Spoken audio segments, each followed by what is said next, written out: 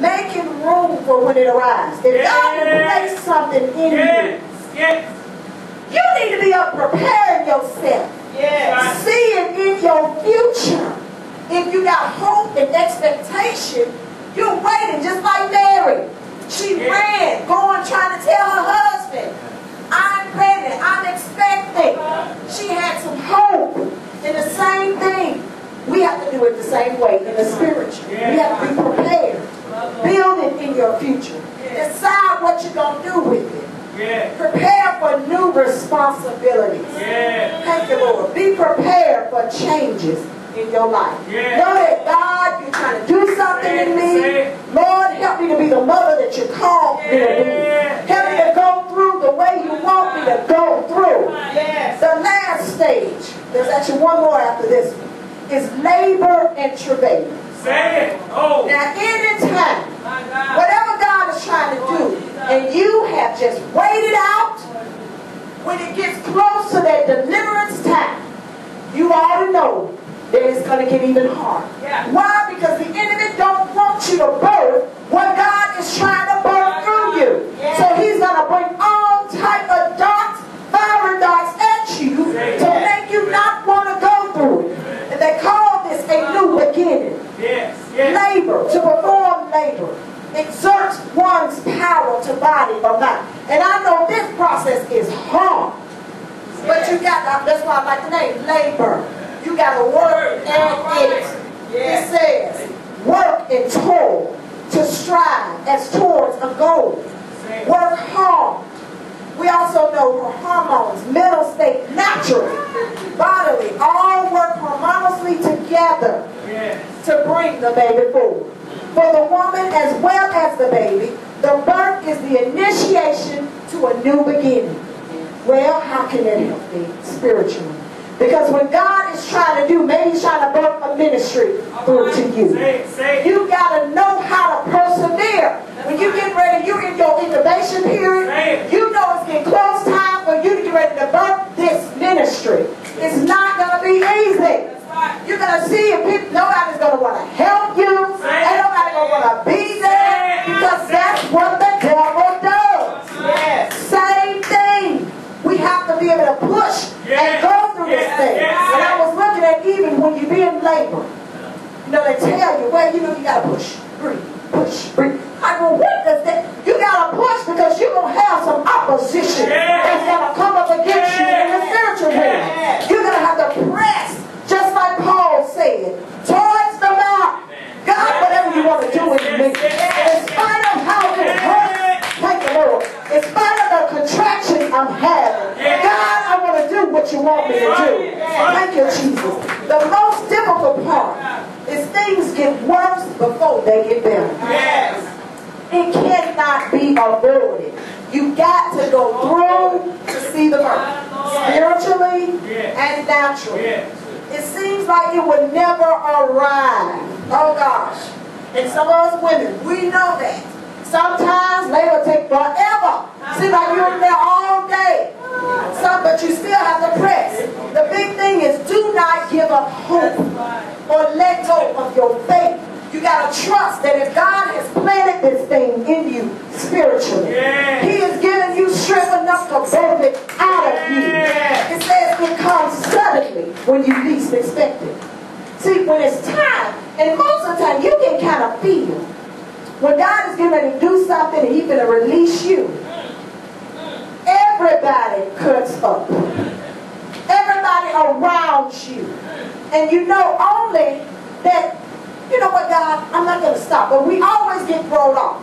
Because even with me, with what God has had me going through these last 3 weeks, I done had all kind of people on my job talking about something. You try to make me do something that I am not comfortable with. You're going to have to do. Wait a minute. I was like, Lord, I can't deal with this. But God was telling me, just be able to just stay there. I need for you to be humble, Kim. Be humble. I'm like, Lord, they are trying to make me. Trying to make me like if you don't do it, you're going to lose your job. You know, throwing it all in my face. But I'm going to put it to I stood on God's word. I'm not doing it. If you need to fire me now. Because I'm not moving. You're not going to make me do this. Okay, then it says contractions. We know it's very painful. You will go through a tough time. Dilation must be complete before the birth begins. There's a specific period of suffering, and it must be complete. You got to go through. Thank you, Lord. It says also spiritually, labor precedes the birth. It has been that way from the time that Eve gave birth to Cain and Abel. No child is born until there is a first labor. When Rachel gave birth to Benjamin, the Bible said Rachel travailed. Thank you, Lord. And she had a hard labor. Thank you, Jesus. That is how we are to be spiritually. We got to travail. And we got to be willing to travail. Willing to lay down for God. Whatever you want to do. No matter how tough it gets. God, just do it in me. Thank you, Lord. And our last stage. Thank you, Jesus. Thank you, Lord. Woo, is the transition. This ends the labor. The suffering stops finally. The only time to doing nothing but waiting. It seems like nothing's happening. You must not push. You must not try to confess or pray or do anything. You have to wait on God. It says Mary, Jesus' birth, is intended by hardship. That was in Luke 2, 5 and 6. He went there to register with Mary. We're talking about Joseph and Mary. During the time when Mary was getting ready to birth Christ out, it was not easy at all. It says, who was pledged to be married to him and was expecting a child. While they were there, the time came for the baby to be born. They had to go all the way back to Bethlehem for some taxes. Now Mary is pregnant, expecting. She ready to have, they had to walk. That's hard. And then it was during the cold temps. So she went through. Let's go to the next page here. It says Mary and Joseph lived in Nazareth. And God needed them in Bethlehem for this birth. Because we know this was prophesied. It just so happened that the Romans ordered a tax census. Could you imagine? Oh my gosh. We're about to have this baby. Now this. And Joseph was required to return to his ancestral town, Bethlehem. This meant hardship for the Holy Family.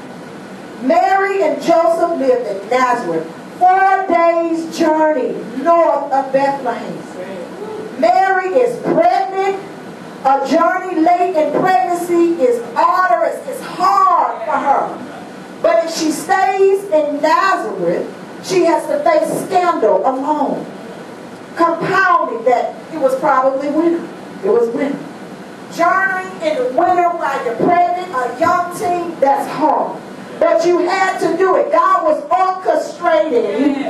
They didn't know exactly what was going on. Stuff was just happening, which was orchestrating them to go this way, this way. They didn't know, well, we're going to have the baby in Bethlehem. They weren't thinking about that. But God was orchestrating certain steps to get them so that His glory could be done.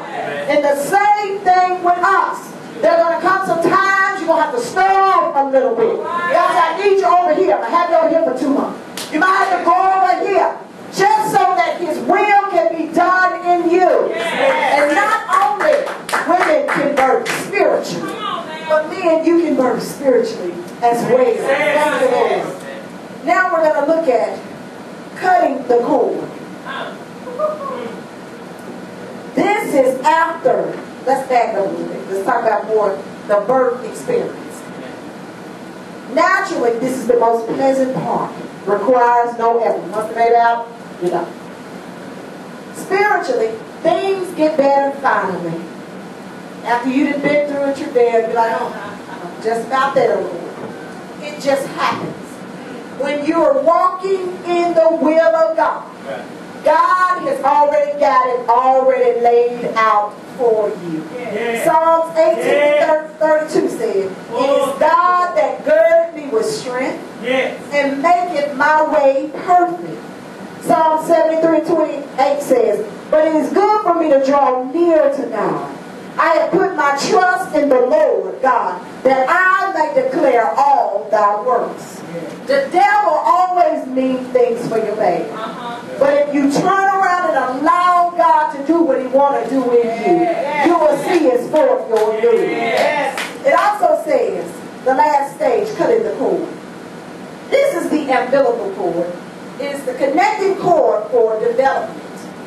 During the umbilical cord, it comes from the fetus, which normally attaches to the mother. It carries, in this cord, is supplied with veins that feeds the baby. Oxygen, all of this comes through this cord. Naturally, it's vital to keeping the baby. When you didn't have the baby, in the natural, you ain't walking around in the baby swinging. Still on the umbilical cord. Okay? Spiritually, you have to release what God has done to you in the earth.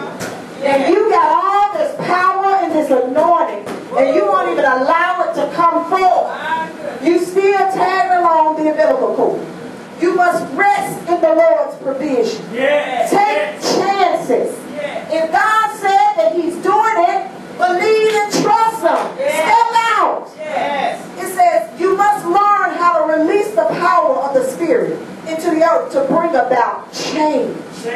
Releasing the power. What does this mean? Through speech. Call it into existence. Send the word into the earth. This is what God is calling us higher. Through action, brothers. Act like it is. Use wisdom. Through music, worship, and praise. Stop fearing to come forward. Just allow God to do what he's going to do with you. Mary and Joseph brought about a baby. There was an experience where even Mary was a little, because mothers, we care for our children.